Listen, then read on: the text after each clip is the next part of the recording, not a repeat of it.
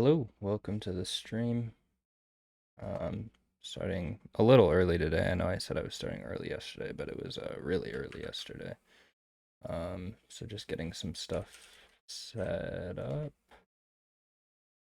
For some reason, tiling manager doesn't want to work. So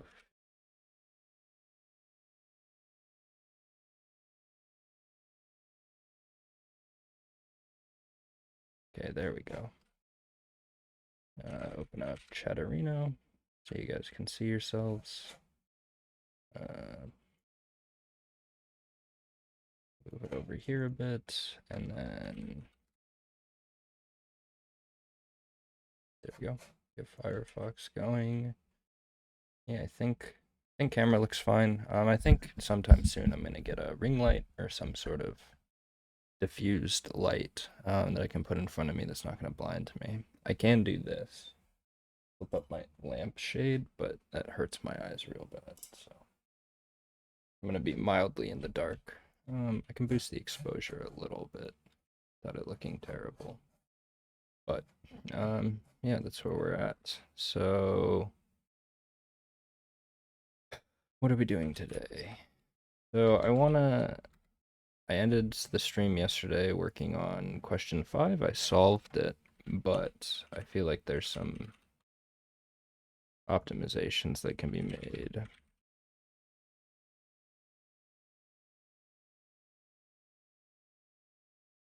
Oh, not 4, 5.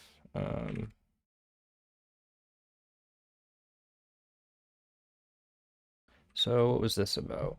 So basically you have a grid, there's lines, and you're given coordinate points, so 0, 9 to 5, 9, 8, 0 to 0, 8, blah, blah, blah. So part 1, what you're supposed to do is you're supposed to ignore any diagonal lines. You're only supposed to worry about vertical and horizontal lines. So that made part 1 a little bit simpler. Basically what you do is you have your grid pattern based on how whatever coordinate points you're given. And then each time that a line overlaps, going with these like, I guess they want to be rays. If I'm remembering geometry correctly, they'd be line segments. You paint these line segments on, and every time that it covers a given point, you have a counter of how many lines covered said point. But yeah, and then the main point is that you're supposed to the answer was how many points have more than one overlapping, or at least that have any overlapping, right? So 2 or more. And then part 2, which is where it got a little more difficult, not super difficult, but a little more difficult, is diagonal lines are now taken into account. The positive thing there is that you they're always at an angle of either 1 or -1. So while reading the problem, I did identify that, but the issue was um, that you do not have a guarantee that they're always going to, just for your algorithmic solution, you don't have a guarantee that it's going from, uh, however you want to think about like the direction of the coordinate plane. And in this case, it doesn't really matter, but like you're you're not guaranteed to have the point that starts the closest to the origin. So as a result, there's kind of 4 different cases that you have to worry about. And those 4 cases are like a slope of -1, a slope of +1, and then uh, within each of those, it's like the 2 ends that you may start at. So let's do it with the test input first, and you'll see what I'm talking about.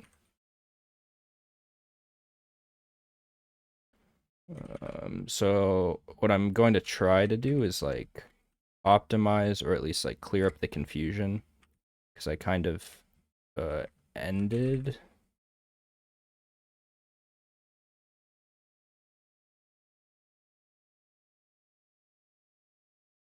List indices must be integers or slices. not float. So one other thing I did notice, I'm using my work computer for this, because I'm streaming on behalf of my job. Something weird I noticed is that when you did print parentheses, it would actually print the parentheses, which made me a little bit confused because that's not how, anytime I've ever used Python, that's how it works. But the reason is because Python, the binary for Python is Python 2 by default on Macs. So I aliased it so that we're actually using Python 3 instead. Good question would be what version? 3.9.9. So I think in 3.8 or 3.9 is when they added F strings, which is something I really like using. So as long as maybe it might even be before 3.8. But those are really nice for printing stuff out. But the reason that this is happening is because what's within the square brackets is considered a float. And the reason is x1, y1, x2, and y2, those are all so one thing, I don't think the starting position matters to my solution, but the reason this is happening is because if you print slope,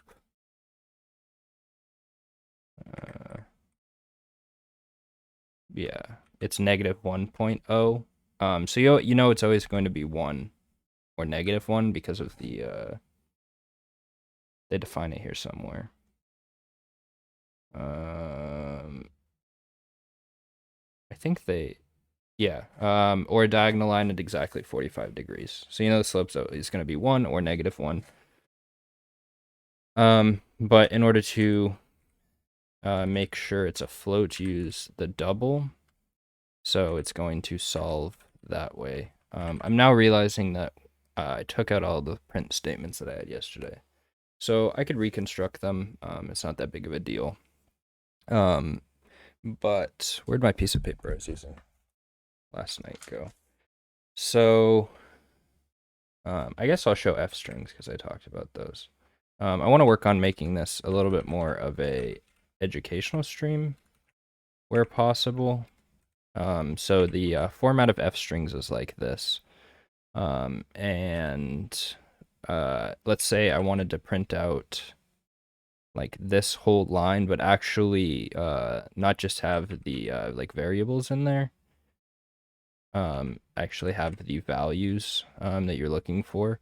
And the reason X and Y are flipped is because I'm using a list of lists, and when I use pprint, which is a pretty printer, to print out the board, it prints, like in order for it to look the same as it does in the question, it needs to be in that format.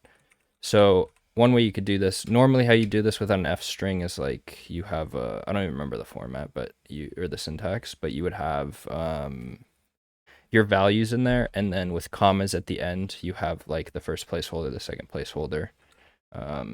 But the cool thing here is you can use the squiggly brackets, and you would say like lower, and you can have any like arbitrary code to execute within here.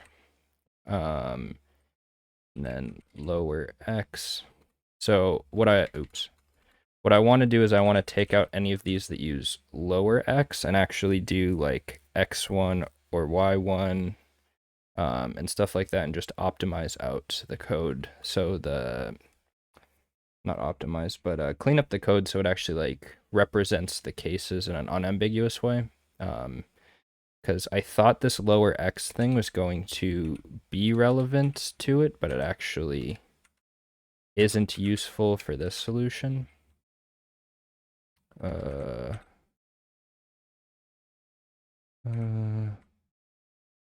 So I think that will print out correctly.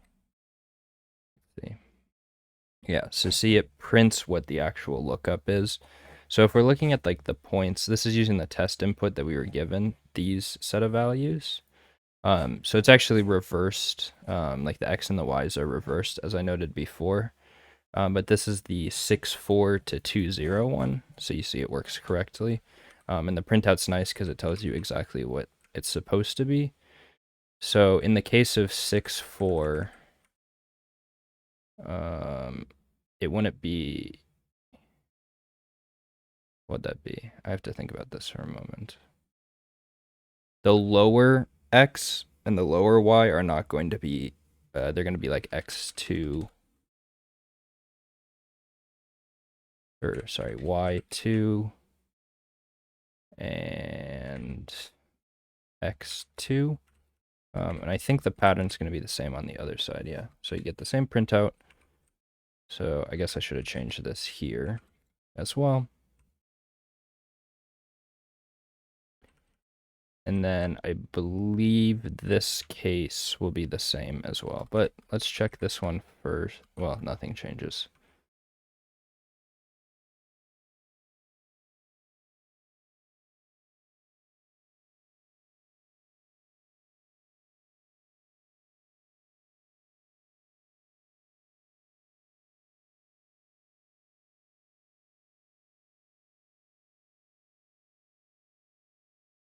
So I'm now noticing, and this was kind of the reason I wanted to go through this exercise, I'm noticing that these are the same case, right? So this is the 8, 8, or 0, 0 to 8, 8 value. So in this case, it's not going, so I guess the way we're writing it, it's going to be 4 different cases, not just 2. And that's because this is always incrementing the values from the lower value to the higher value.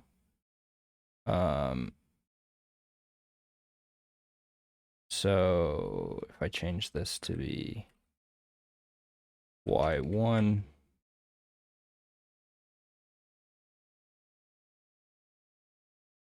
x1, yeah, you get the same thing. So how, I want to find like a way that I can optimize this. Hmm.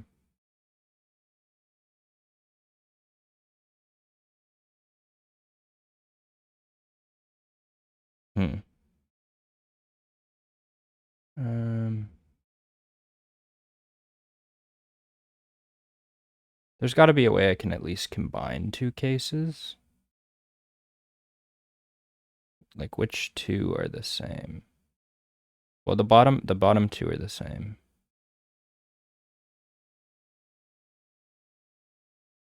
I'm wondering if I did something wrong. Do I get the same? Yeah, lots of printouts. Sorry about that. 23864.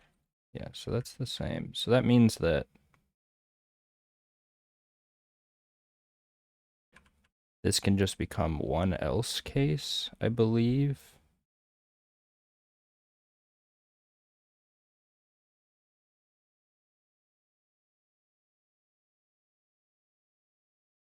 I mean, I'd be happy with 3 cases.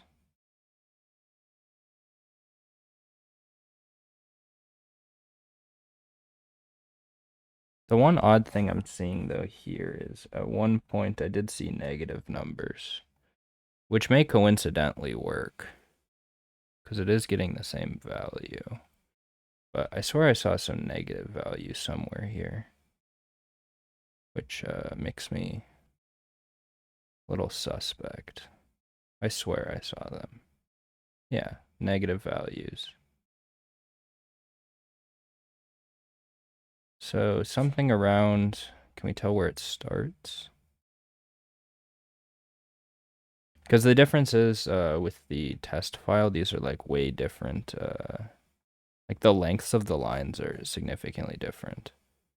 So this is still one contiguous. But yeah, the lines are like massive. So I think it starts here.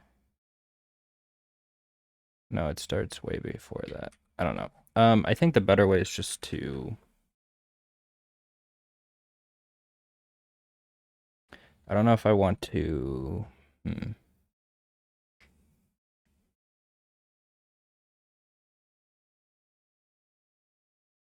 Yeah, I'm gonna draw for a sec, and I think I might be able to come up with the correct answer that way. Because I think there's a way you can optimize this down to just two cases. Um,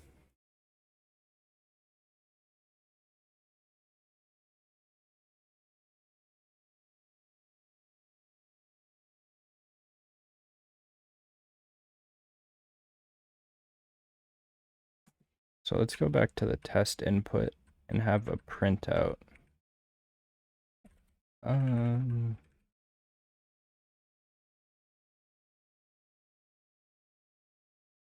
y1 plus I times slope,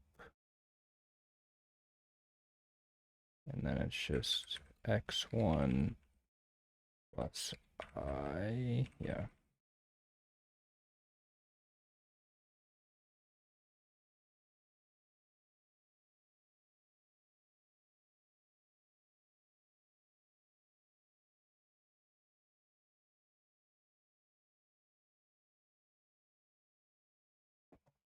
Oh. I should print out what the, print the slope and print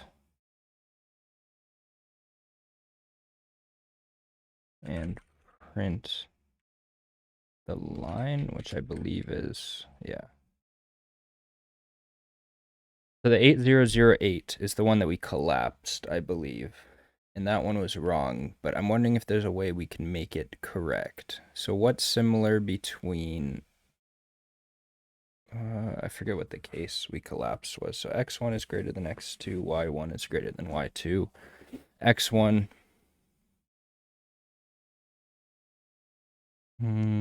okay, I'm going to, oops. Oh no, I wanted that. Oh.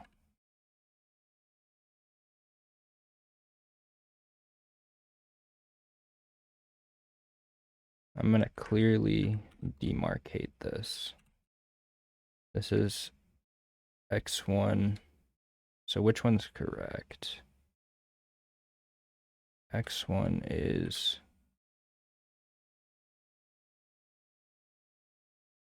less than. This might be futile too, I'm now realizing, but.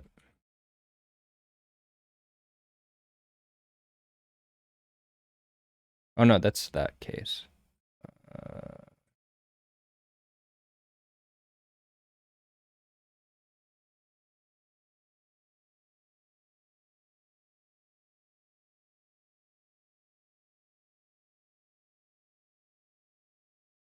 so many greater thans and less thans. I think this is the one that is correct.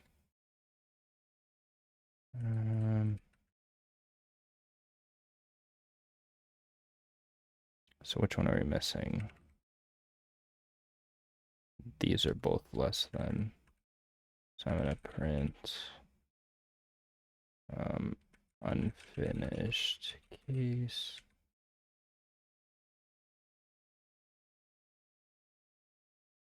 Yeah.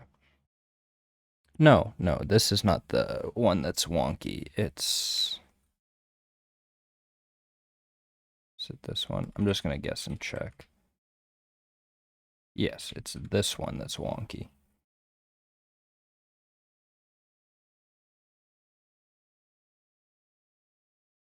And why is it wonky? Because it's starting at 0, 0, and y. So this one can't be times slope. Oh, this is still using lower. Oh, no, it's just printing lower x. Um,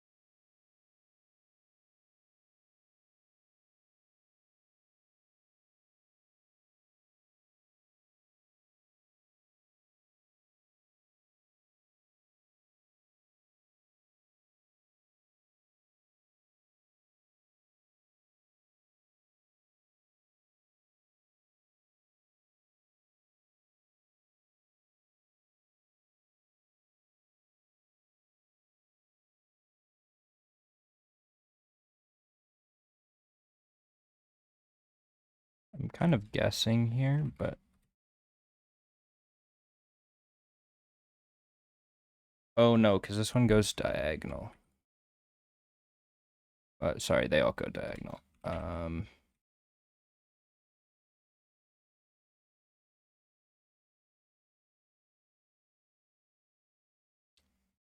It's weird that I'm getting the correct value, and I'm wondering if you create the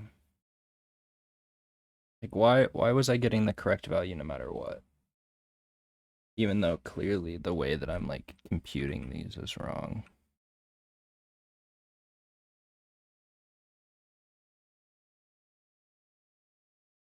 Yeah, so that one's correct now. So is there any way we can optimize out the cases?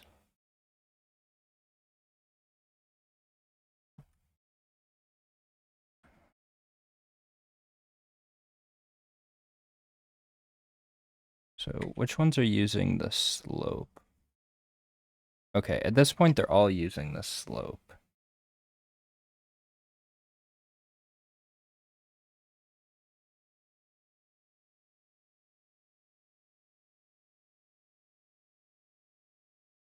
There's got to be a way to do this. So they're all unique now.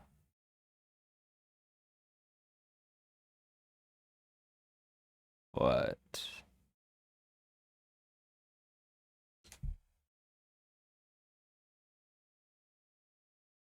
I don't know. I think this is a little cleaner, so I might leave this right now and maybe do some looking after the stream if like there's a way I can optimize out this a little better. But I think this works. So this is no longer an unfinished case. But I guess it wasn't completely futile. I just want to make sure.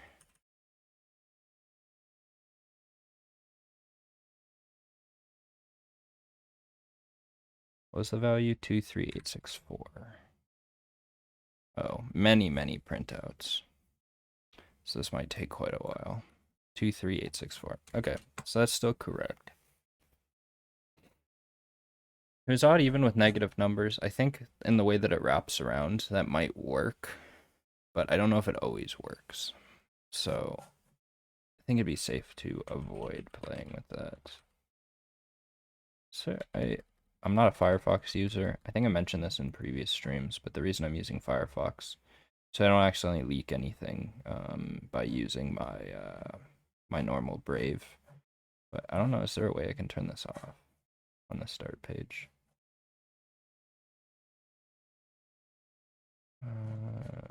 Yeah, there we go. I know people like on r/Unix porn and stuff like that, they have like really cool start pages. Maybe I'll use that. I want to switch this to DuckDuckGo, but I have noticed that Google is better at like when you're looking for a coding solution specifically, I have noticed that they seem to be better. Okay, so I haven't done 5 yet. So I'm now currently a day behind, but that's not too big of a deal.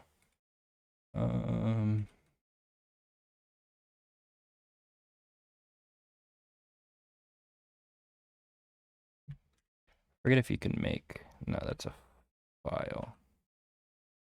I guess this is a good test of nvim tree create directory.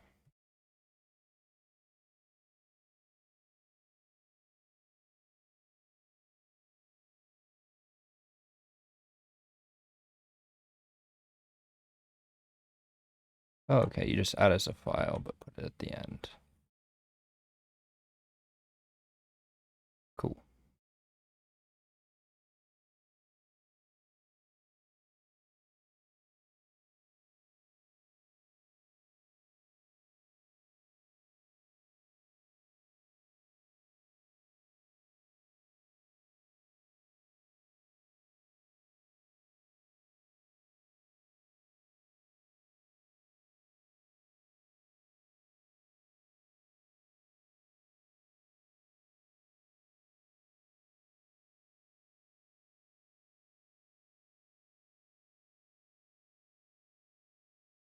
I only have one person in the chat right now, but something that I would love some help on. I'm using a custom keyboard, and I bet there might be a way I can change it within QMK, but I'm interested if there's a way you can like make key repeat faster within Mac. Because on my Linux system with the same keyboard, the same config and stuff, like trying to get that many lines down with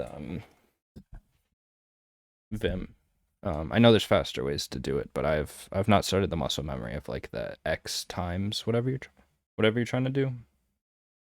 So I would love to know how I can change that up so it's a little faster. Like just like deleting lines and stuff like that. Like with backspit, it's really, really slow. Okay, binary boarding. You board your plane only to discover a new problem. You dropped your boarding pass. You aren't sure which seat is yours, and all of the flight attendants are busy with the flood of people that suddenly made it through passport control. You read a quick program to use your phone's camera to scan all of the nearby boarding passes, which are your puzzle input.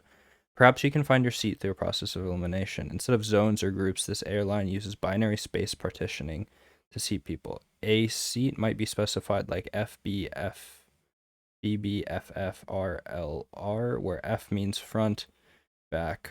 Oh, I understand. Well, I partially understand what's happening.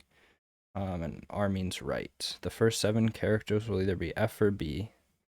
These specify exactly one of the 128 rows on the plane. So the way that this works is, what's half of 127? So I believe it would start at like 60. Basically, you start with the first half or the second half of the plane with front or back, and then within that half, then you're like the first 32 or second 32, and then 16, and etc. And then the first 7 characters is enough because 2 to the power of 7 is 128. That gives you what seat you're in, or what row you're in, sorry. Each letter tells you, I guess they explained it already, but each letter tells you which half of the region the given seat is in. Start with the whole list of rows. The first letter indicates whether the seat is in the front, 0 through 60. Oh, they're just going on to explain what I just explained. But, yeah, the next letter indicates which half of the region, blah, blah, blah. For example, concerning the first 7, and then the final F. The last 3 characters would be a L or R, and that's because just like a normal, like a domestic plane, if I remember correctly, it has 8 columns, not the normal 6. So I don't know what plane has 4, but it doesn't really matter. You're able to narrow it down because 2 to the 3 is 8. So with 3 letters, you're able to figure out what exact seat from the left to the right you're in. So for example, consider just the last 3 letters of RLR gives you column 5, or like seat 5, or if you wanted to do like A, it'd be A, B, C, D. You'd be in seat E if you wanted to do it that way. You get row 44 in column 5. Every seat also has a unique seat ID. Multiply the row by 8, then add the column in this example, you get 357. So, as a sanity check, look through the list of boarding passes. What is the highest seat ID on the plane? Okay, so, ooh, we have no test input. I mean, we do, kind of. So, I'm going to make a test input, just because I think that's definitely been very useful. So, our test input is going to be BFFF, BBFRRR, FFF, BBBFRRR, BBFF, BBFRLL. I hope the puzzle input is in the same format. Yeah, it is. Okay, good. I'm going to save this right now.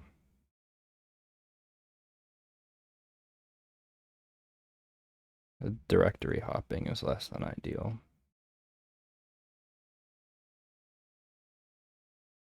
Because I'm moving back and forth between different years.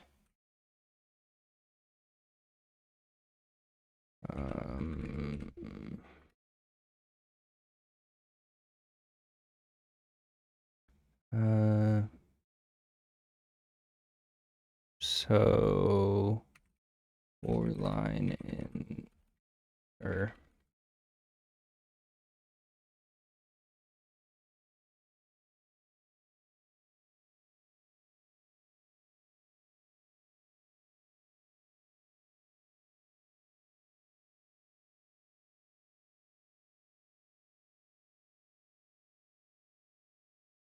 one day I will fix my LSP so this doesn't happen anymore. But today's not the day. Maybe I'll do a longer stream someday where I do some troubleshooting and fix some stuff like that. It'll be a little more boring, but it's a good chance to practice and to learn how to fix my own stuff. So you're looking in the first 7. So I'm wondering if there's I mean, I'm sure there's some really cheeky way to do this. Instead of like a binary partitioning, what would that look like?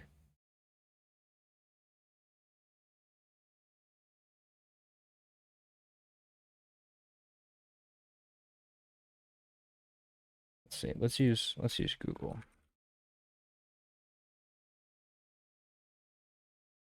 Nothing wrong with using Google.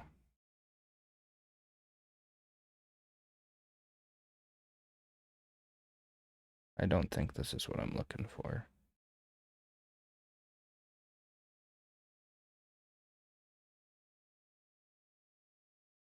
This is, I guess this is 2D space, but not what I'm looking for. Whatever. Let's do this from scratch then, because this is that was a more complicated version of what I was trying to do.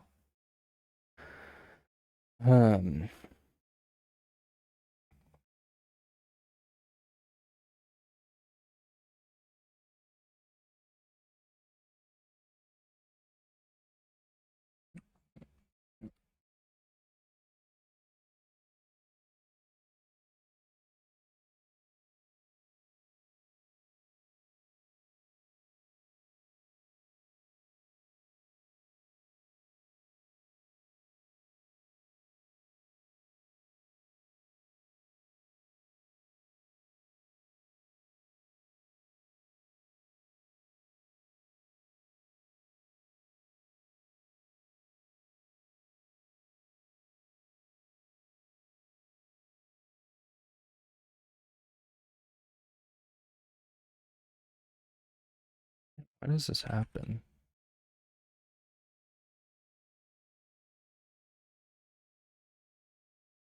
I got 15 minutes.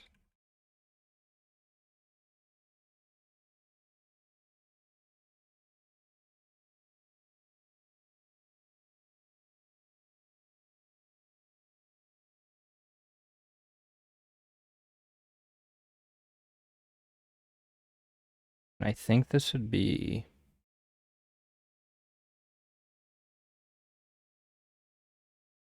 so let's think about it. Oh, so it shouldn't be 64, it should be 63.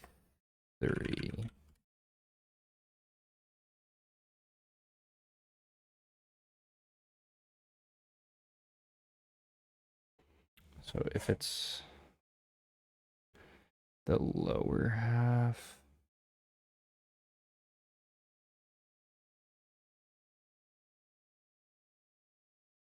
oh, so they do it in a slightly different way. They're like constantly narrowing it down. I'm doing it in the sense that like you're given a seat and then you move that seat around with the different instructions, which I think is an interesting and novel way of looking at it. So I don't think that's bad. It's just gonna take a little more thinking. If I do it right, though, it should narrow down to the same one.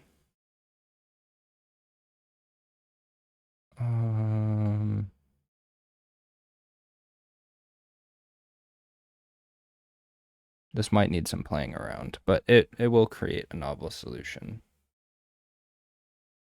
So this would be row plus row. I think there's like a +1 that's going to apply at some point. This is an expected expression.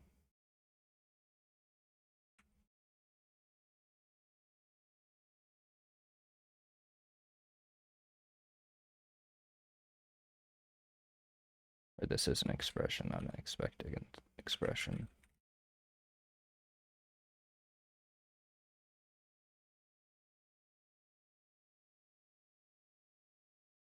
Oh. Yeah. Of course that's invalid.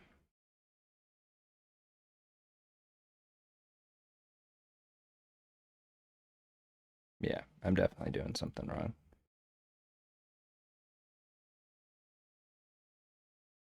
Unsurprisingly, though.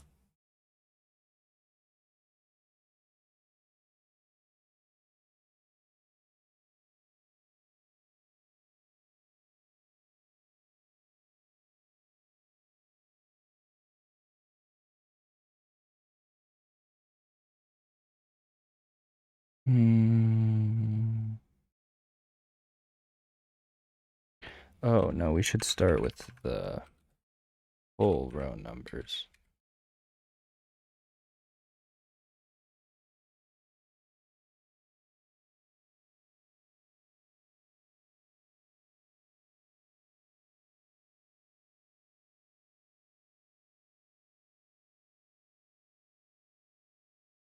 So this is like, so if it's back, it's divided by 2. I don't, uh,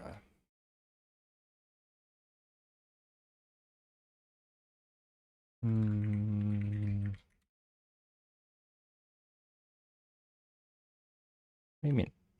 Oh.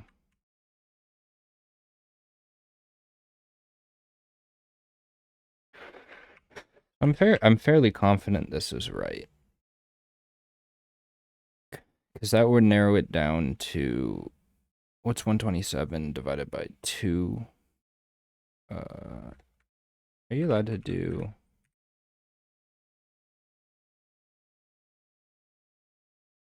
yeah. So that's what we actually want is divided by 2.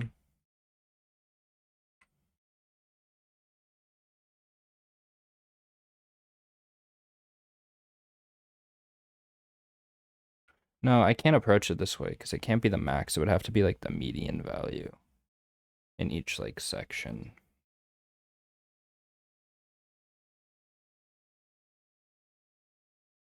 Maybe this is the poor way to approach this. But hello, second viewer that's in here. Thank you for being here. Go ahead and throw something in chat if you'd like to say hello. Maybe it's my now my most devoted chatter so far, Devil Squirrel. But I'm not sure. But yeah. I'm gonna be starting approximately 10 minutes. Question 2, or not question 2. What day is it? The 6th question. But yeah, going through the 5th question of last year right now, and struggling through it a little bit right now. This is like data structures. Hey, what's up, Devil Squirrel? Oh, I was checking through your GitHub, creeping a little bit last night, and I saw you have a couple like auto splitters.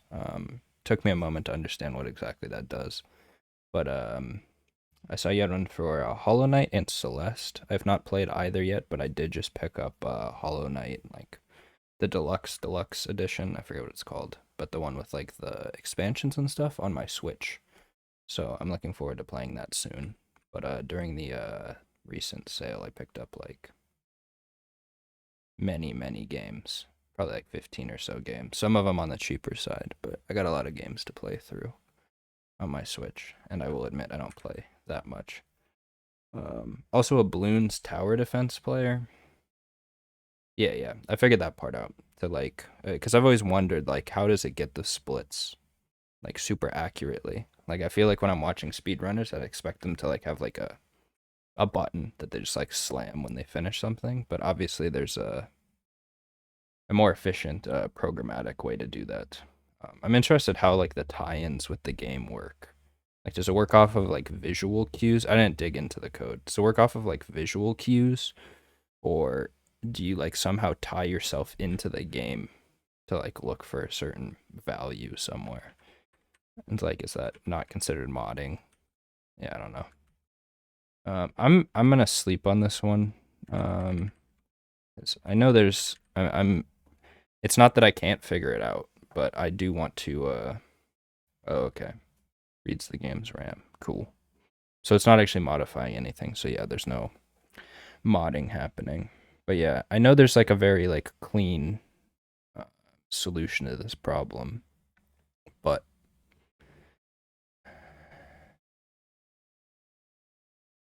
I want to think about it for a little bit. I'm also way more tired today than I normally am, which is kind of odd. Um, so I feel like my brain's not firing on all cylinders. Or maybe the daily streaming is starting to take its toll, especially after like 4 hours yesterday, or 3.5 hours yesterday. But I enjoyed it. Um, Devil Squirrel. It's always nice to have you around.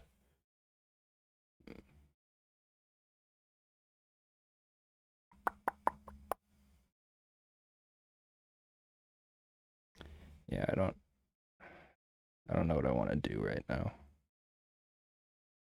I'm gonna go fill up my water and stuff and get ready for today. I'll be back.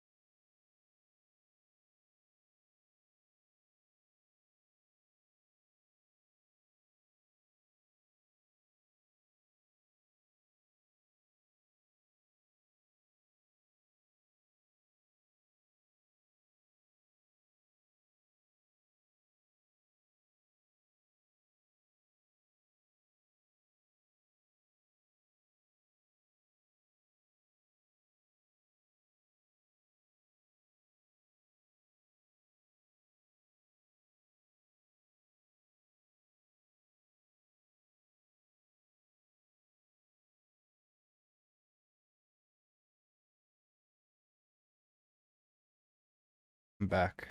I cut the video for a sec just because I have some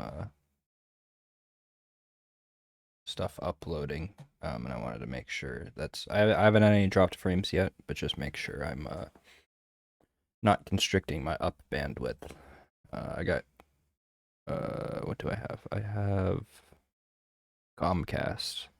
I have like 800 megs down, which is more than enough, but I only get like I'm rated for 10 megs up. I think it like when I do speed tests, it's closer to like 15, but not really ideal for streaming. And even on the top plan, I feel like I've heard people say that like if you're a streamer, you got to get business class. I am not what would be considered a streamer as of yet, but maybe in the future that's something I got to look into. But my hope, I was talking with Devil Squirrel yesterday. My hope is when I move in the next 9 months or so. One thing I would like to take into account, probably create like a spreadsheet for all of the different like things I'm looking for. But something I am looking for is some place that not necessarily local internet, but something that's not like just dominated by Comcast. As far as I know, like Comcast is the only thing I can get at my house currently. Um, and I would love to have other options where I'm not paying an arm and a leg for crappy customer service and less than ideal service. Um, so yeah, not good at doing two things at a time.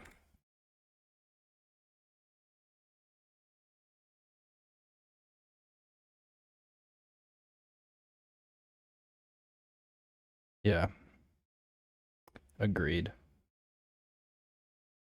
Yeah, I wish I had two options, but it happens.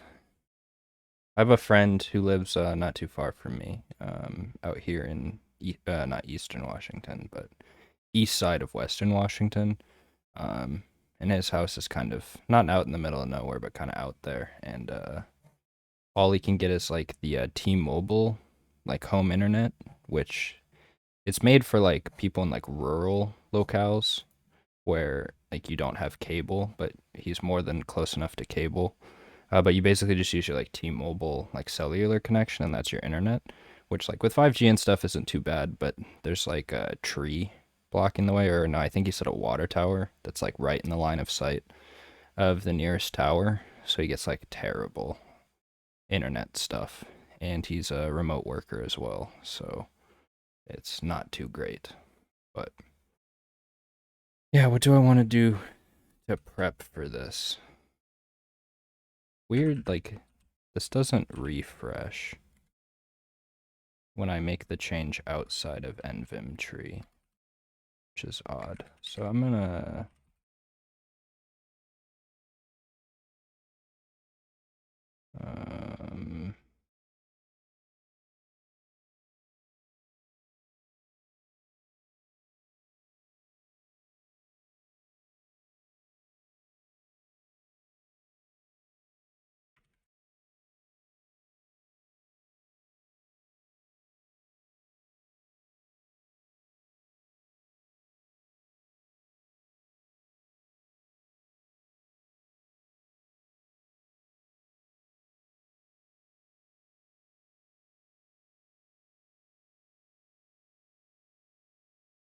have them all open. So yeah, Starlink's cool too. My concern about Starlink, I'm sure it would work for certain things, but like if you're trying to do like online gaming, the thing that, and I am not a network engineer by any means, but like the one thing, and it makes a lot of sense, is like with satellite internet, you might be able to get good speeds, but like your ping is always going to be less than ideal, and that's something you can like never overcome. Yeah. And like a big thing, I have been reading up on like some network configuration stuff, but you want to optimize your network for it's not called ping when it's in your network, but like response time, or maybe it's just called ping. But yeah, you just want to minimize your latency because that's how it makes like your internet seems faster more the lower your latency is compared to like actually having better speeds. So that'd be my concern about Starlink, but and you've got like a antenna that or a dish that needs to not constantly be moving but be moving. Oh, my door just opened because of my windows open. I will be right back.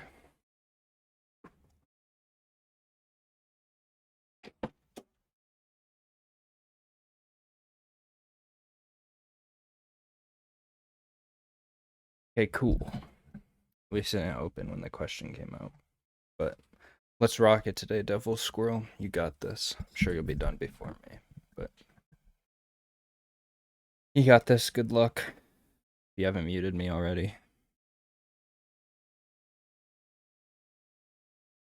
Let's get it. Hopefully this isn't a binary space partitioning problem, because then I will have to overcome that.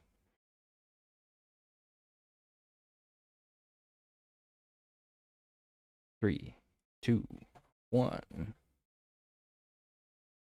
The seafloor is getting steeper. Maybe the sleigh keys got carried out. What? A massive school of glowing lanternfish swim past. They must spawn quickly to reach such large numbers, maybe exponentially quickly. You should model their growth rate to be sure. Although you know something or nothing about the specific species of lanternfish, you make some guesses about their attributes. Surely each lanternfish creates a new lanternfish every 7 days. However, this process isn't necessarily synchronized between every lanternfish. One lanternfish might have 2 days left until it creates another lanternfish, while another might have 4, so you can model each fish as a single number that represents the number of days until it creates a new lanternfish, okay? Furthermore, you reason a new lanternfish would surely need slightly longer before it's capable of producing more lanternfish, 2 more days for its first cycle.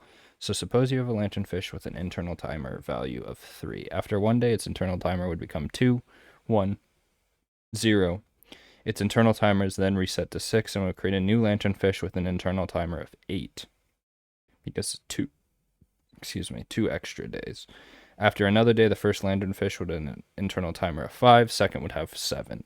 Lanternfish that creates a new fish resets its timer to 6, not 7, because 0 is included as a valid timer value. The new lanternfish starts with an internal timer of 8 and does not start counting down until the next day, right?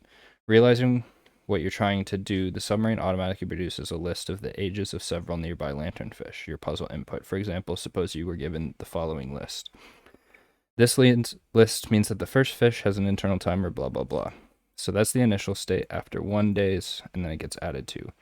Each day, a 0 becomes a 6 and adds a new 8 at the end of the list, while each other number decreases by 1 if it was present at the start of the day.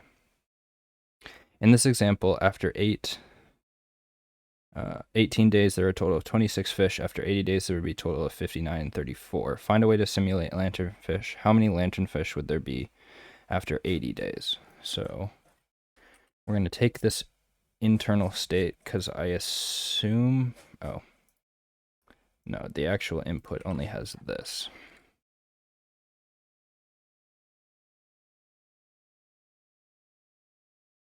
So 4 fish in input. Oh, let's just call this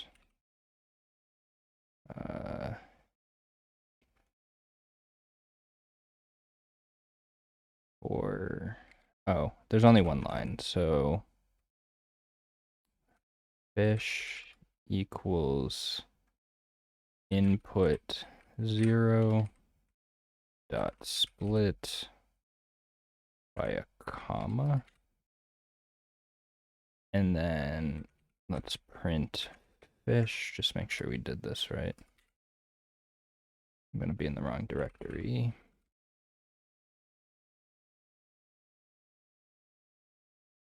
Cool. And then replace the new line.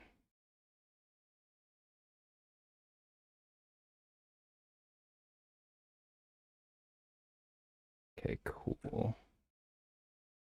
Oh, this is something I've cast to an int after split. Python, just because this is something I do want to know moving forward. Oh, it's going to be map, isn't it?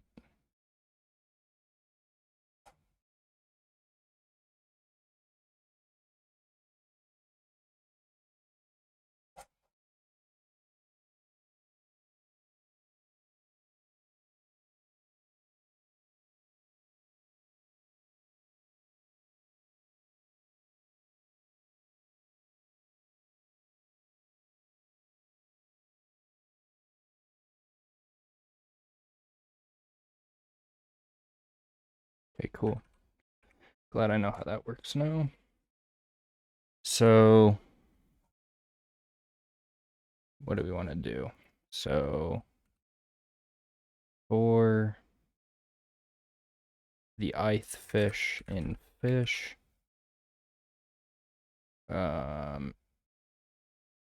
if I is equal to 0,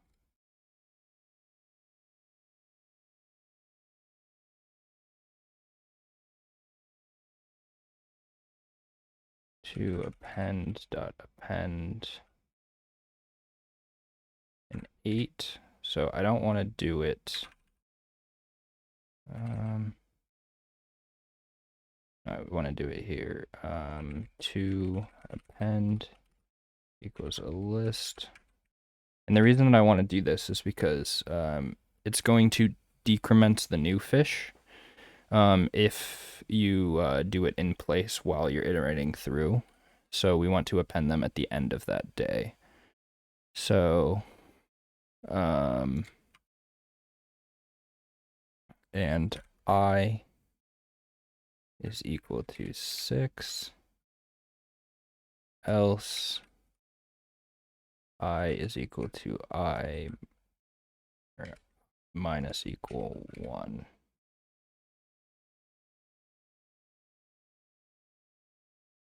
Or in range 80.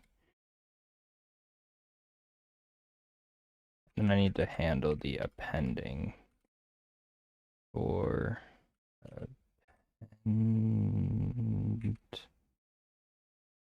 AP into append fish dot append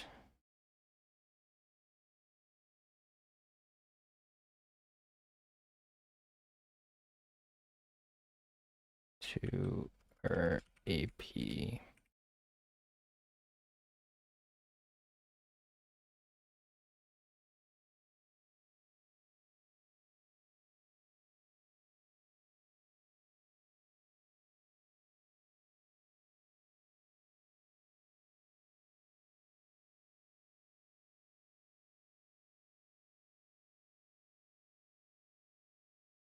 I'm doing something wrong.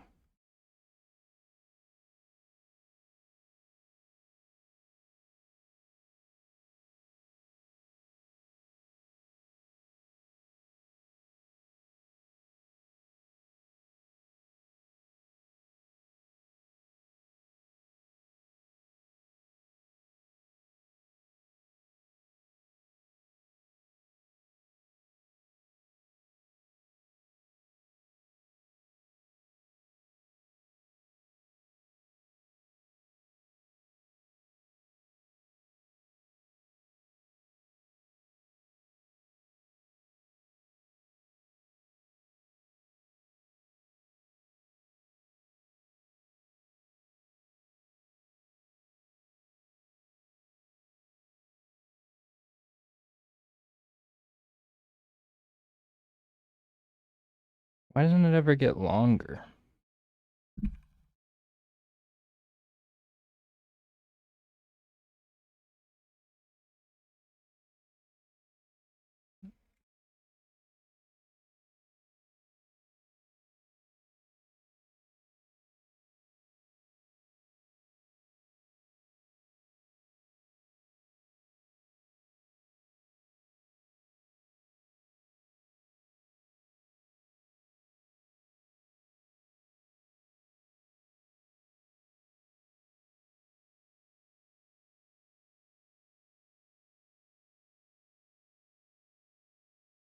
$9.34. So I think that's correct.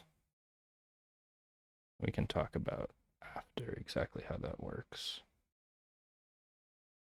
Print of code 2026 input. Replace it.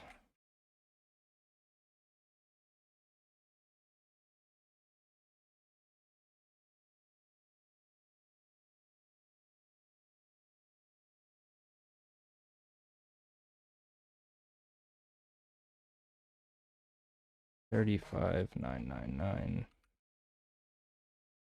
Oops. 9999. Cool. Suppose outlandish fish live forever and have unlimited food and space. Would they take over the entire ocean? Oh wow, this is really uh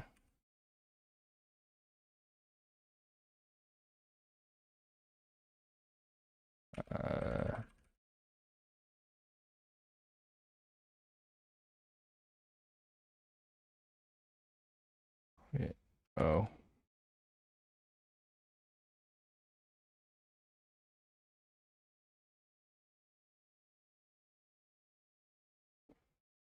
It's gonna take a little bit to do.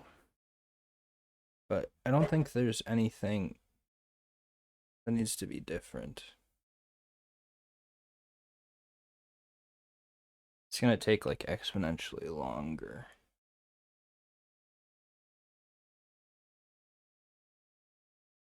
I feel like it shouldn't take this much longer.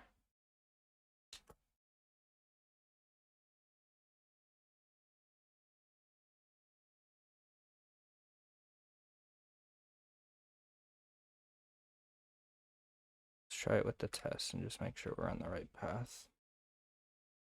Okay, it's taking a long time for this one, so I don't think before was the issue.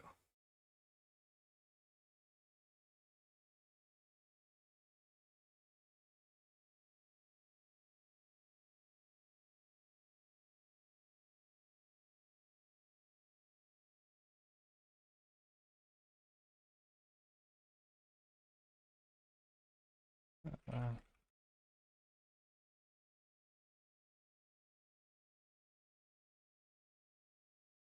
Still going. Trying it with both. But I think it's just going to take a long time to calculate.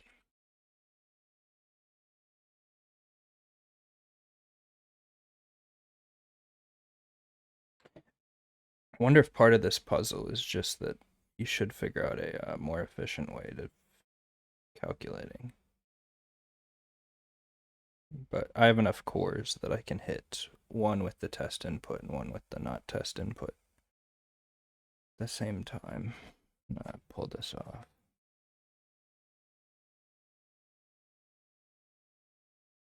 Hasn't gotten through either yet. But yeah, that number is massive, so I can understand why it could take a while. Devil Squirrel, you done yet?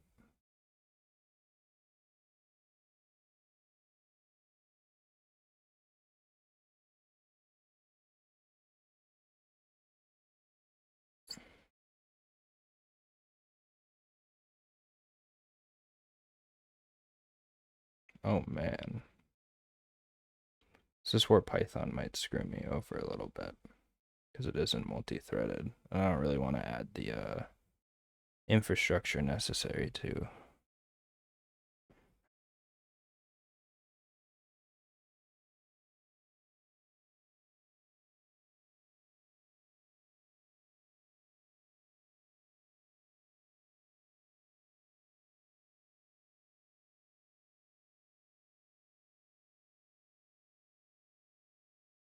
Yeah, it slows to a crawl.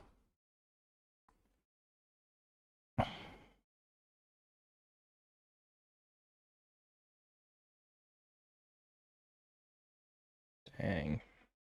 This number's just massive in general.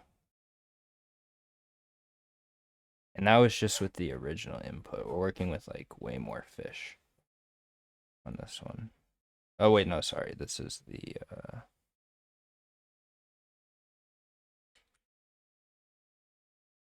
let's make the top one test.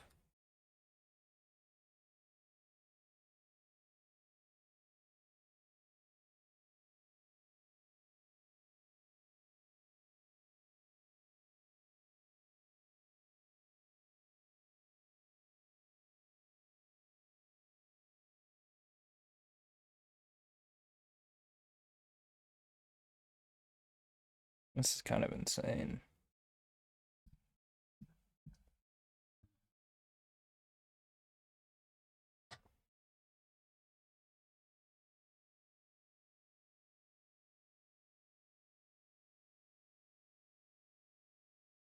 I'm wondering if there's going to be any technical limitations that this hits. I think length will give you like a long if it needs to. It's not guaranteed that length will be a integer because I'm pretty sure the number's going to overflow an integer.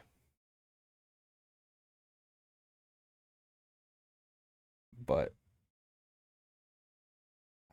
oh man, this can take a while.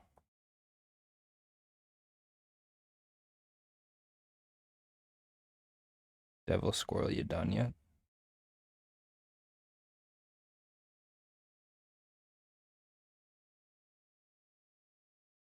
This could actually take like a long time. See if anyone's finished yet.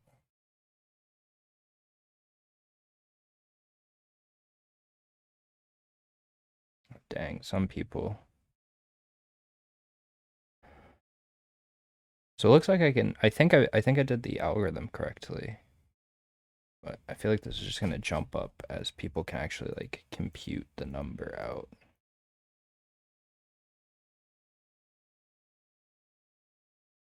But I'm nowhere near getting done. And it's just gonna take longer and longer every time.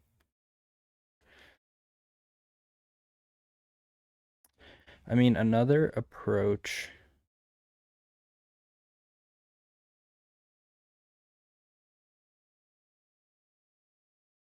It's just gonna take so long.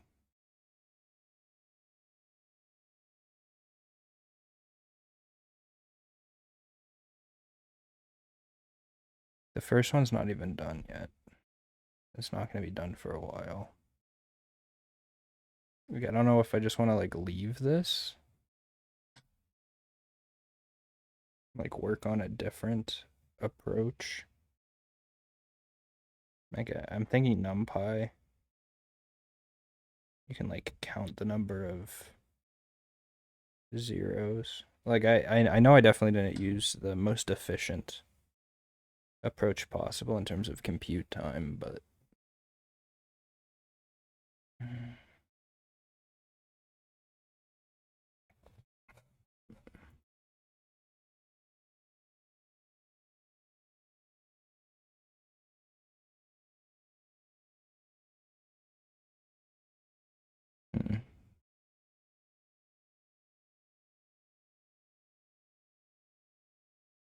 I'm gonna step away for a sec.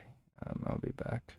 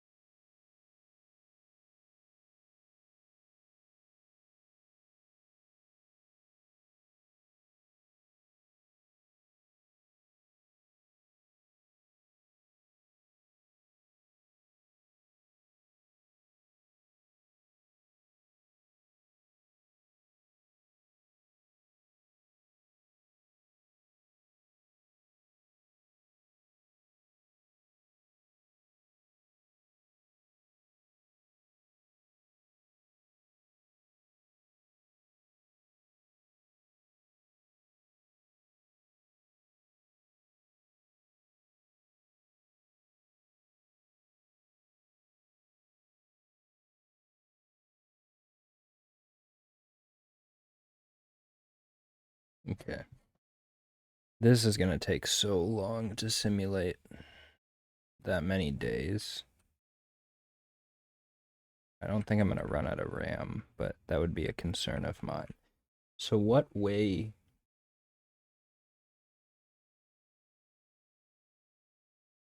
can we make this more efficient?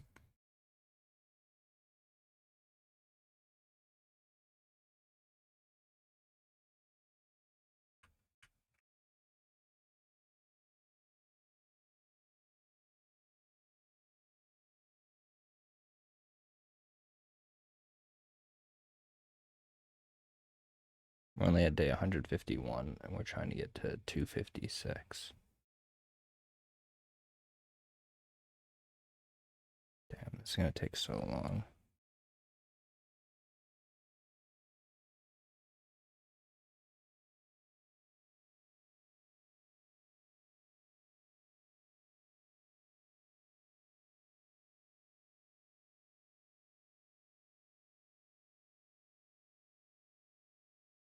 When this happens, I can't get it back on this side. Well, maybe I can.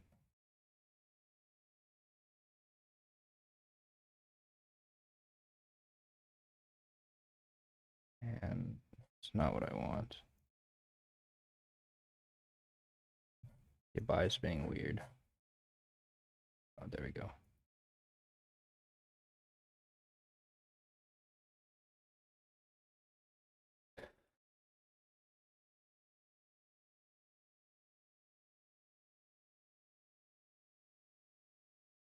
I don't even think I have NumPy installed. Oh, no, I do. Good.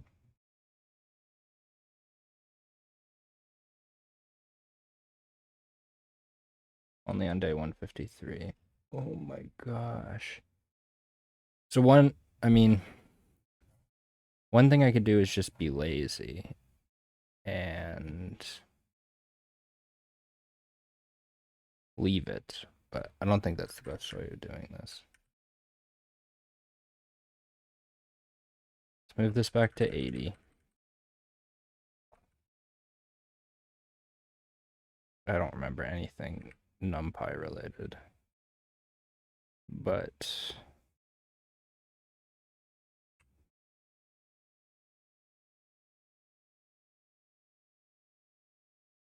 it's just gonna take so long. Devil Squirrel, you done yet?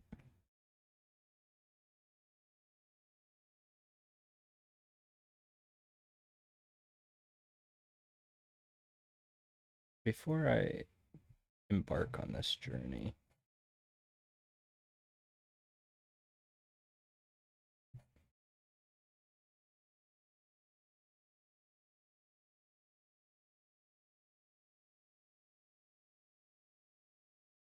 almost my best rank for part one, but because I don't have an optimized solution, it's just gonna fall off. Um,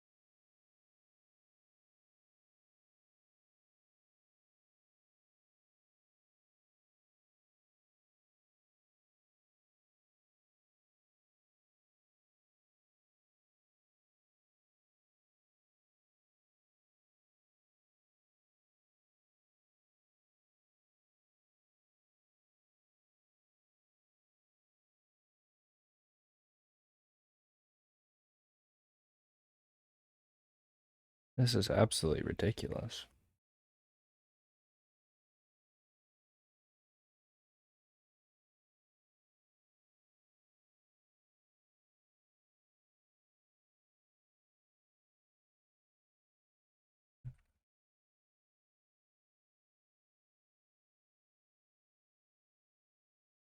How do you count zero then?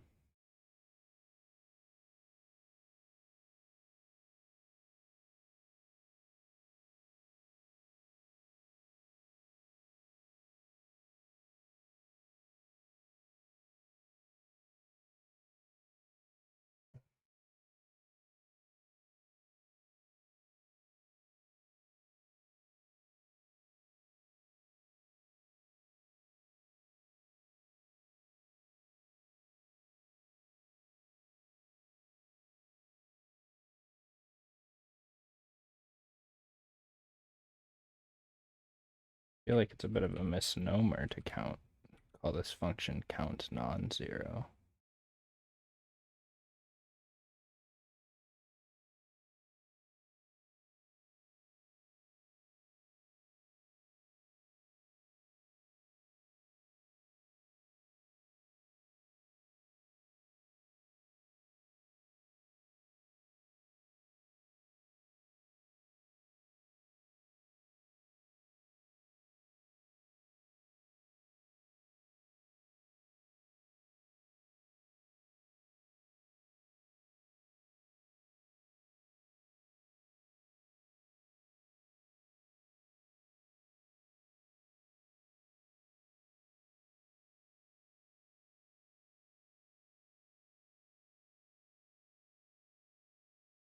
I think it's fine if this is a list. I think. Damn, only on day 158. Ugh. I assume that was probably the point of this. That because it's exponential, even with a beastly computer, like you really need the optimal way, the optimized way of doing this. So for each day,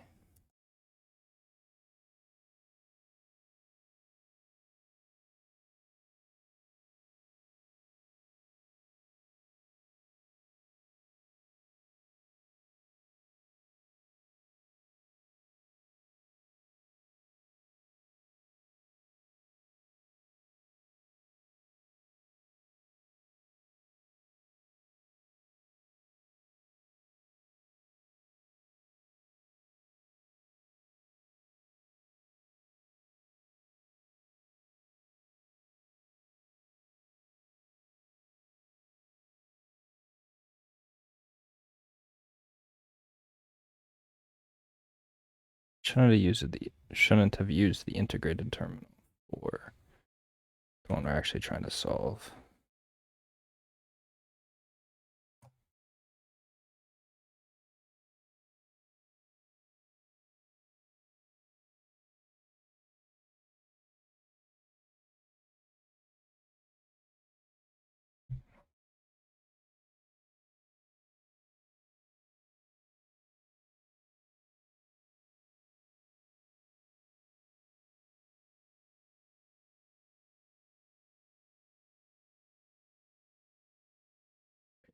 invalid on line 21.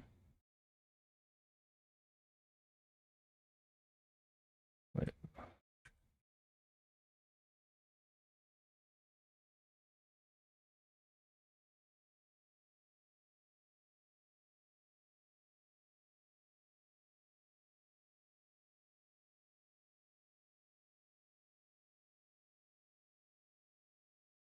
Wait, what? What's invalid about this? Oh.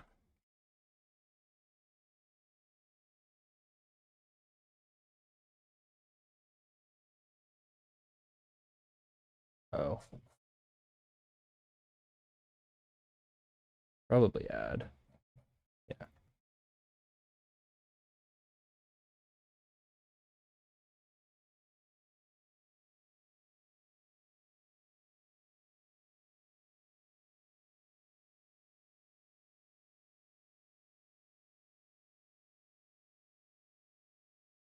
It's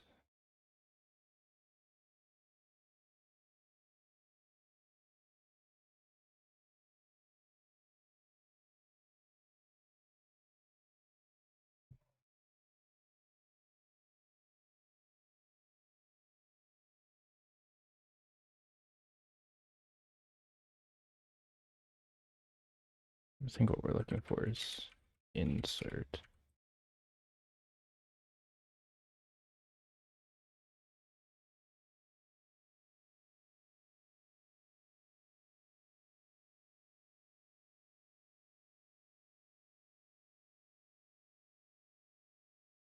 I don't even know.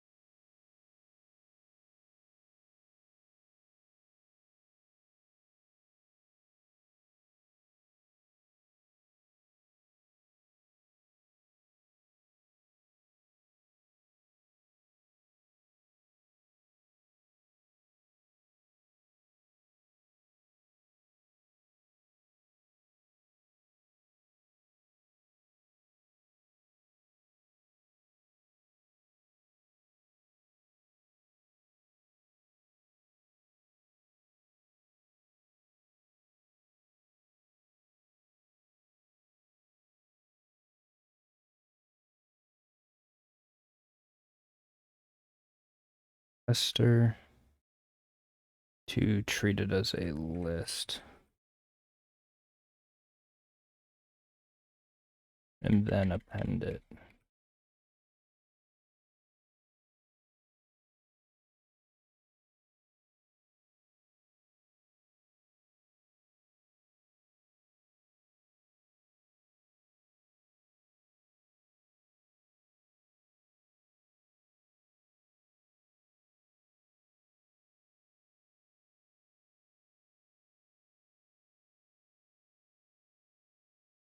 Why?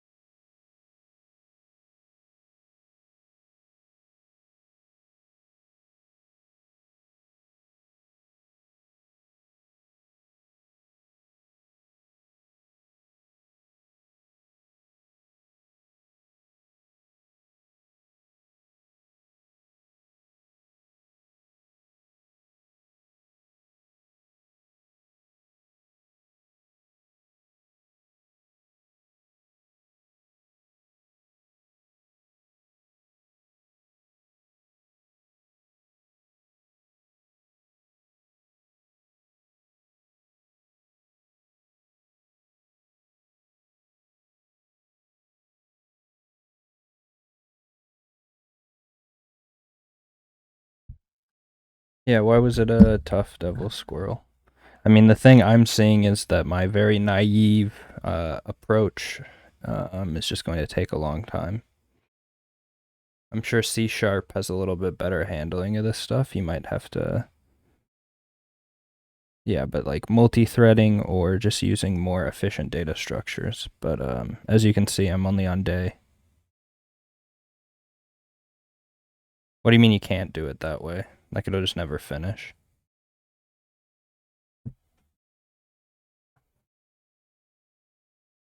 Like what's the it will never finish? Yeah, so that's what I'm working on right now. Is just keeping counts. Oh,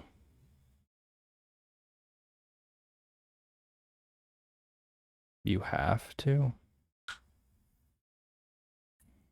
Hmm.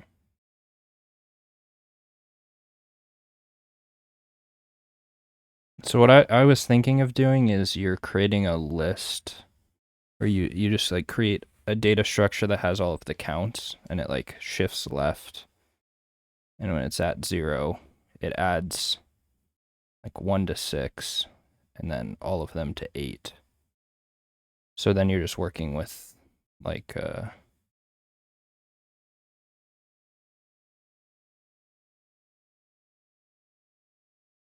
I don't know. Good to know. I mean, I'm sure I have a different input, but good to know that it's massive.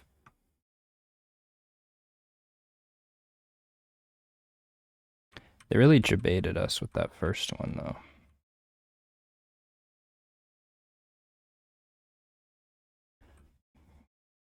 Because I saw, oh, 256. I just got to change one value, but no. Oh. I should have seen it coming. Like, I feel like you can always kind of smell something when they give you an answer, or when they give you the question. So when you say you did it manually, did you just like come up with a formula on paper and then solve that way?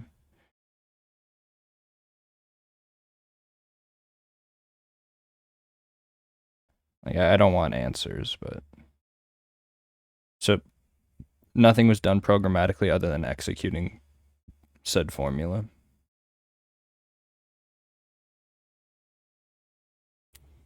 Man, yeah.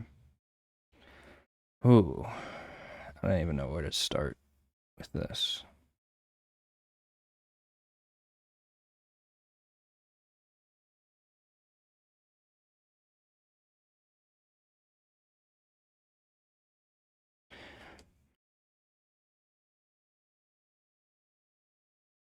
Mm, Any hints on starting? Like I said, I don't really want an answer, but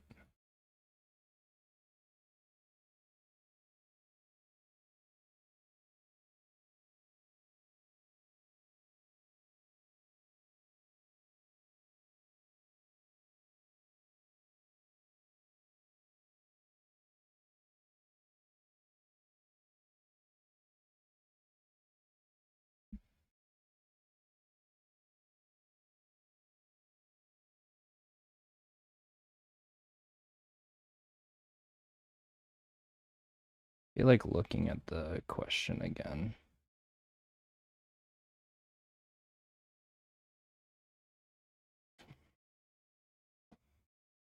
Like I'm sure there's some mathematical formula that already exists that I could leverage, but I don't know it off the top of my head.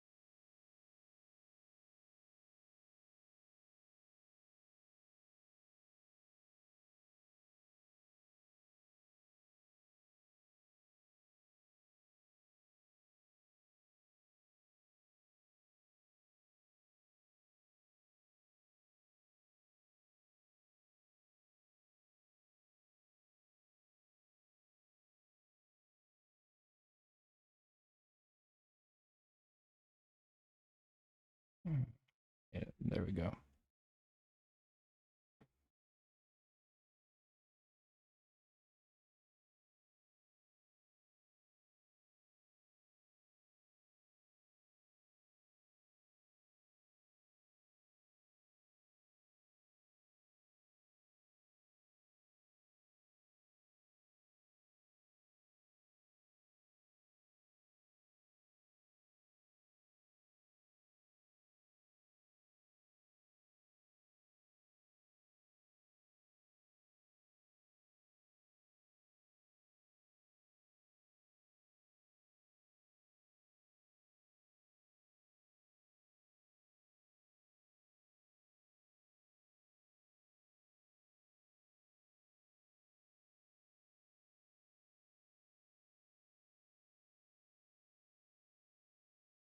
Quite the brain teaser.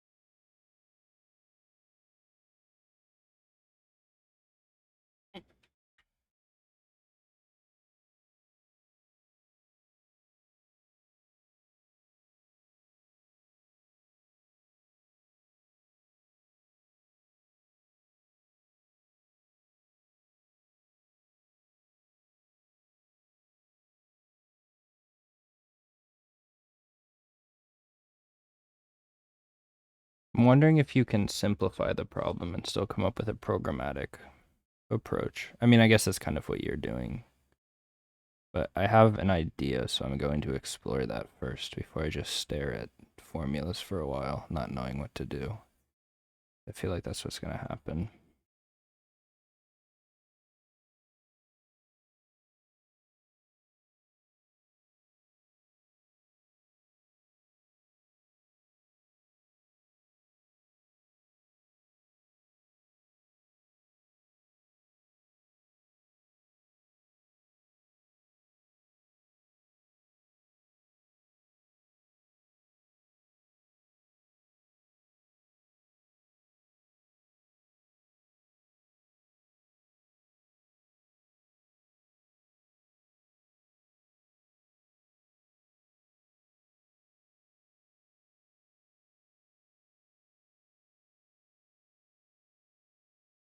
Oops.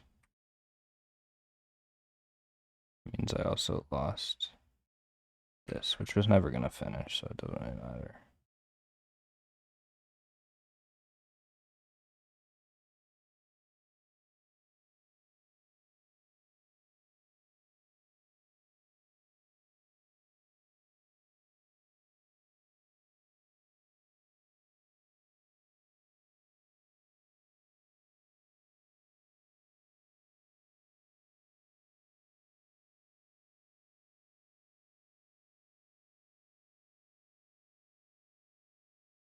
Are there other problems like this, Devil Squirrel, where it's like not necessarily can you solve it, but like that like higher level solving type stuff? I don't know what else to call this, but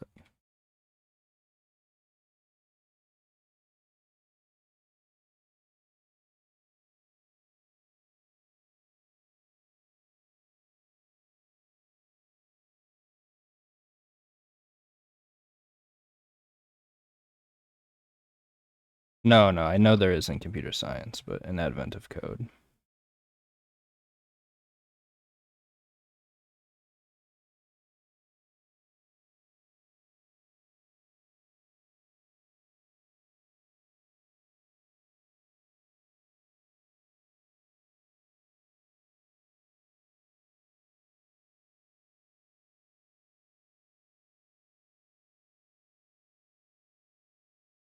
Yeah, I'd be interested in practicing some more like that.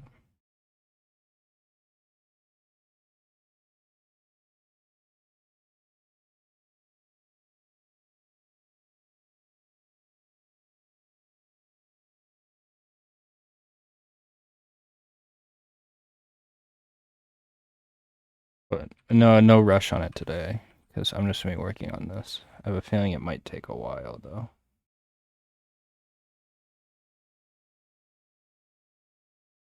But yeah, I'd love to see that.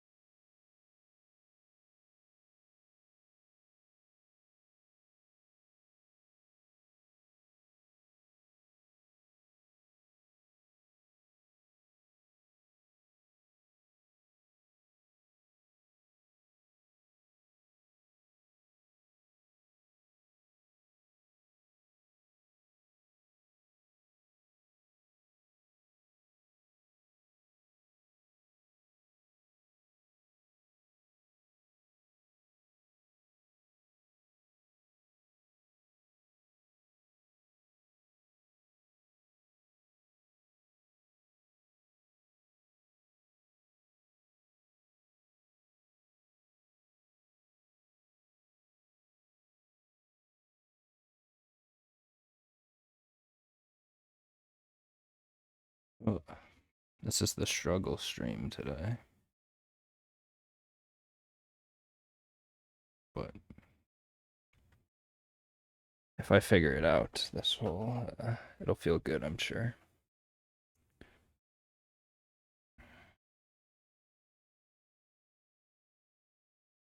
So I'm curious if I'm on like a similar path to what you were doing. So instead of what I was doing was I just created like a infinitely long list, or not infinitely long, but basically just did what they hinted at here. Just built a list like this, right? But instead, if you just break it down to like a list of length 9, so like 0 through 8, and then you just like shift to the columns left, and then you add for every 0, you add to the 8 column and move them down.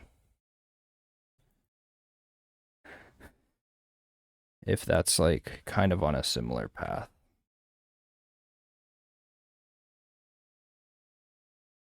Uh, it's greater than 0 and less than 9. Um, I'm concerned that we're gonna have a similar issue.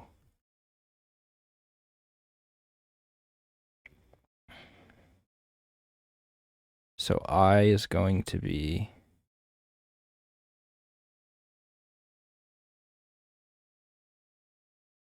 no. If you start from the back, it's gonna overwrite, right? So no, I had it right before, but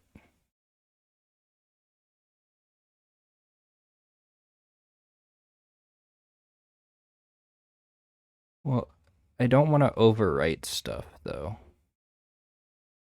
Oh no, this way will not, I don't think. Because it'll start with 0 first. If I is equal to 0,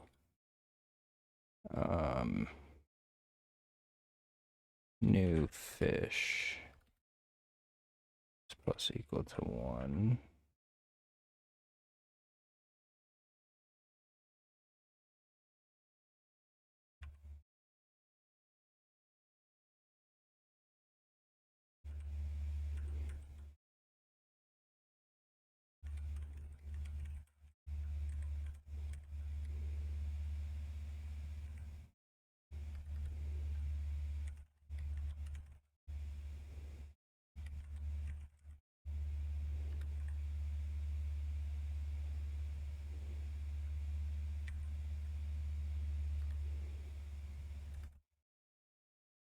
Would be index 9 is the day 8. Is equal to new fish. Then I don't need this except for the first day.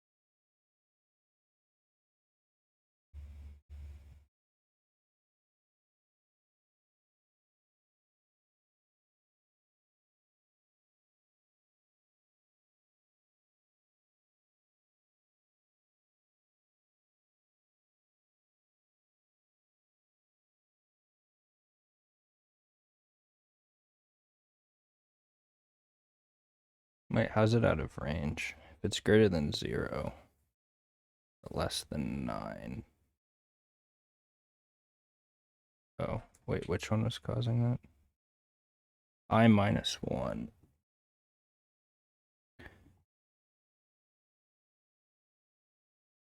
Oh.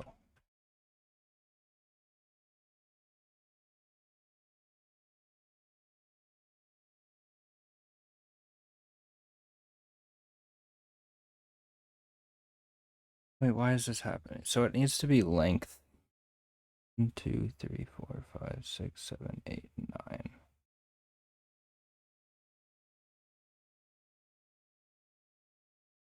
Oh, but I also haven't taken into account that the zeros become 6s. Either. But this is length 9. So am I iterating correctly? I think this is the right direction.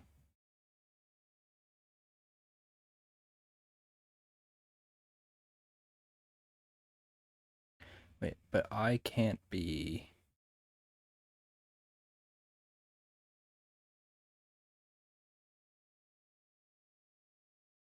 But yeah, I don't know why this is out of range actually. Because it should be length 8. Oh, because there's no fish that have 8 on the first one. So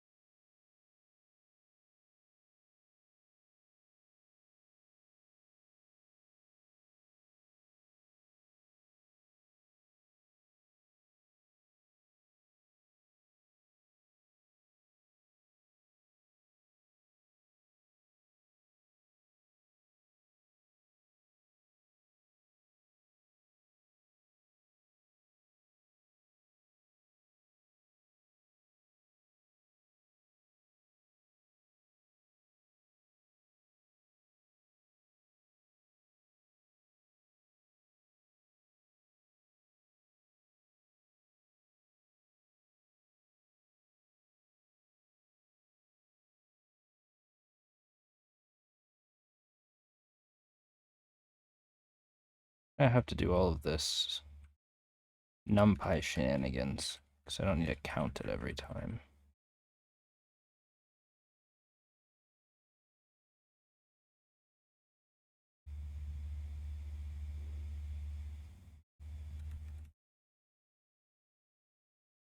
I mean, maybe I should.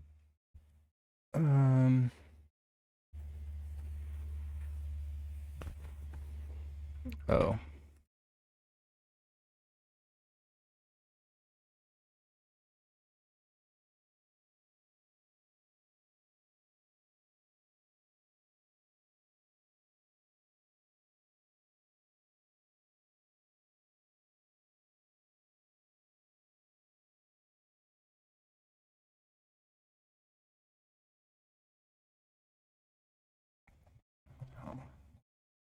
One, two, three, 5, 6, 7, 8, 9.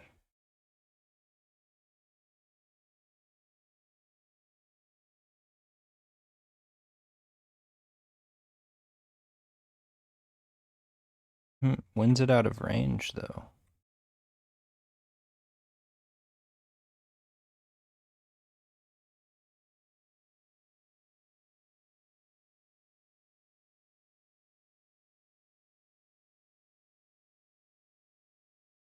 So this is going from 0 to 8. I don't see how that would ever be out of range. It's still this one that's wrong. I know that this is.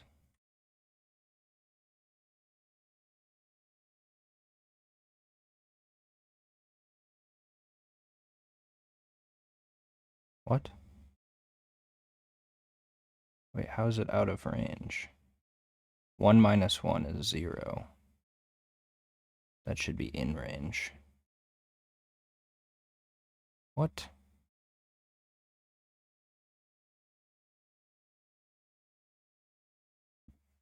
This is bizarre.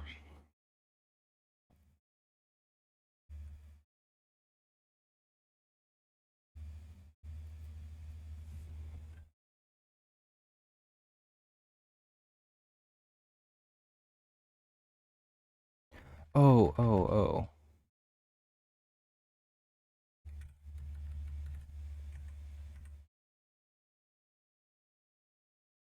Damn, that was really stupid. Okay, so this isn't completely correct.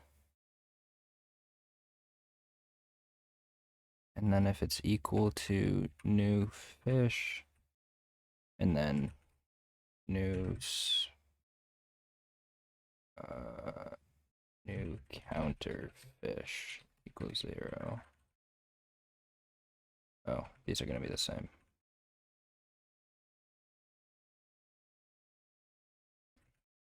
And new fish count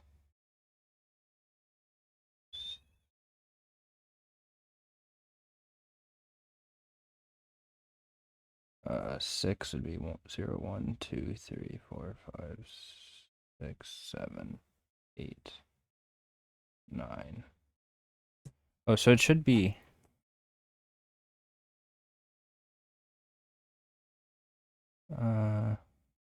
8, and then this is 6 equals, or it's plus equal to fish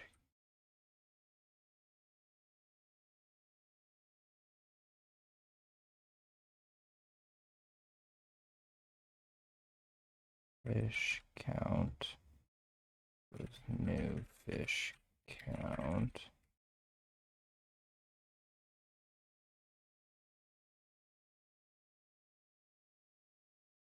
Now it's not the length, it's the sum.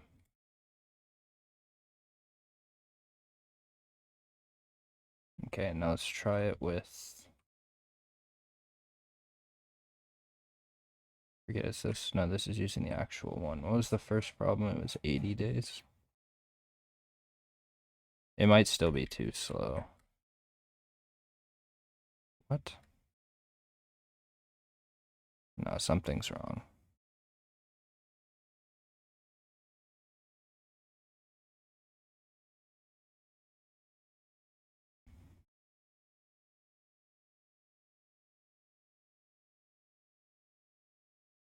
It's just the same thing every day.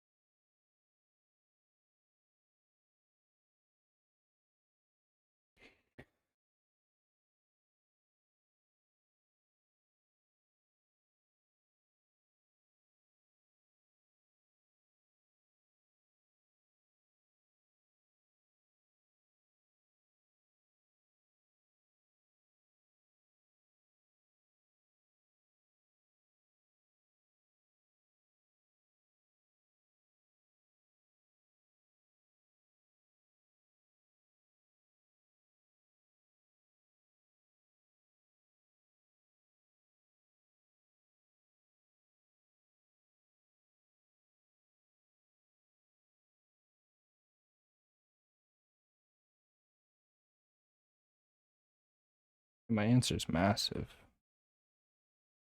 So what am I doing wrong? Let's do just 5 days.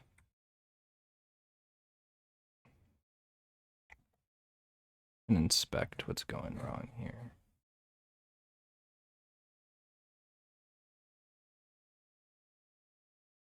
Is this even using... This might just be using the test input. Oh, it is using the test input.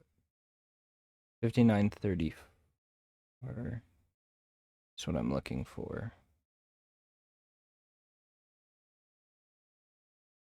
So this is after the first day. There's 1 with 2 with 0, 1, 2, 3. 1 with 4. 1 with 1 and 1 with 2. So that looks like the right.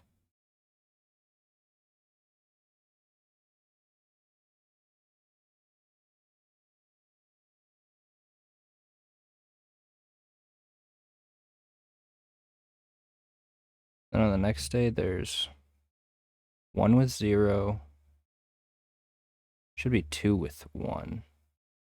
Oh no, sorry, that's day 1. Oh, I'm not taking into account that it's the next day that they create. Oh man. I might have to think on this one for a little while. My brain's a little fried right now. But I might have to think on this one.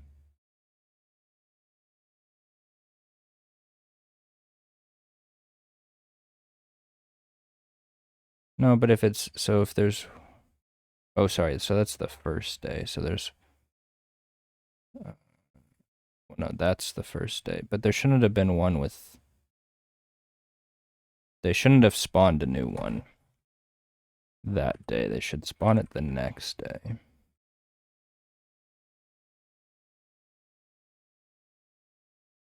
Which I feel like is what I'm doing. Maybe it's not, though.